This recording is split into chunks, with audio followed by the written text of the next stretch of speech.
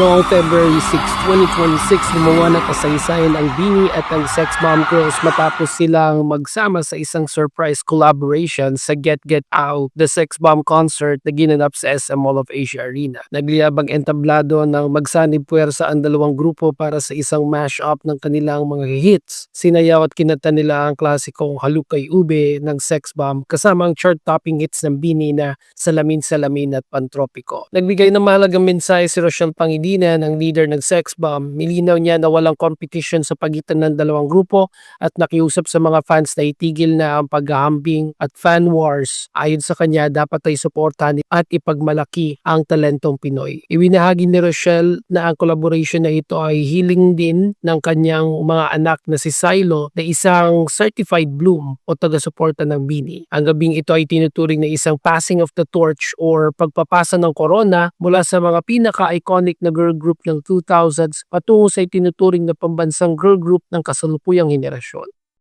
So yun ang masasabi ninyo sa balitang ito. Share your thoughts down in the comments below. Thank you so much for watching. Subscribe if you haven't yet. Stay safe everyone.